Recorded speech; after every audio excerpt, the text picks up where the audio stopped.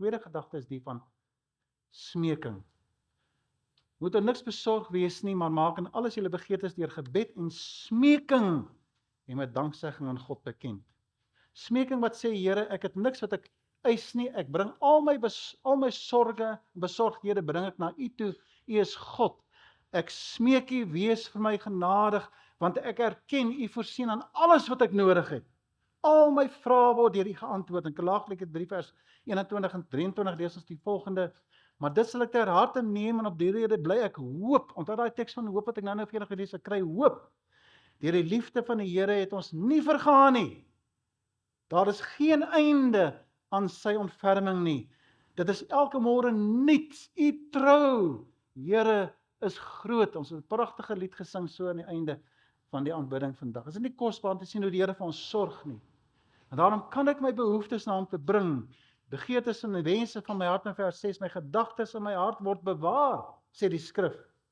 Alles wat my hart bestuur, kom lê ek by die voete van die Here. En hier kom die wonderlike gedagte van die saamwees en smeking en saamwerk in dieselfde rigting. Ons is inskikkelik teenoor mekaar, vers 5. Daar's niks wat soveel vrede bring as ek wat graag wil hê 'n ding moet 100% reg wees voor ek ja sê. Hy moet 100% reg wees. Kom die Here in die werk in my hart en sê, man, as ek by 80% kom, dan werk ek saam met jou.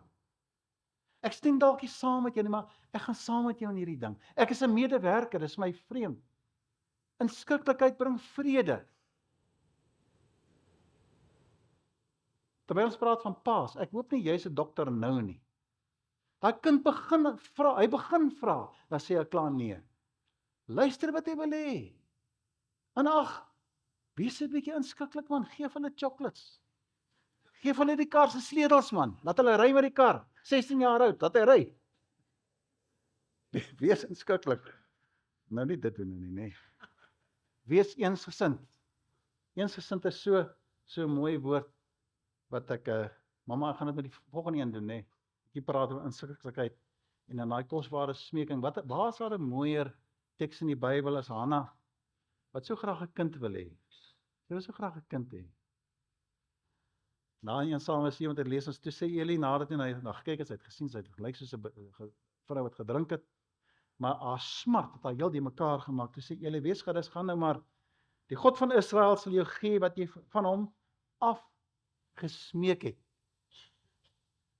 Mag dit met jou wees, soos ek sê, en dan Jairus, onthou jy vir Jairus, sy kind so siek was, 12 jaar ou dogtertjie, nou is 'n pa en 'n dogter, nee, daar's 'n ander verhouding daar. Dit is so spesiaal.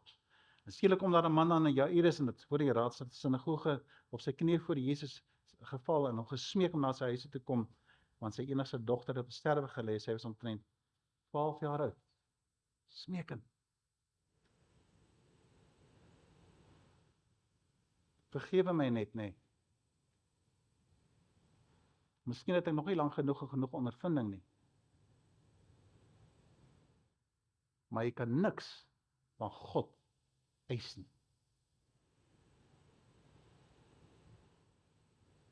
Jy kan niks van God eis nie. Dit bly sy wil.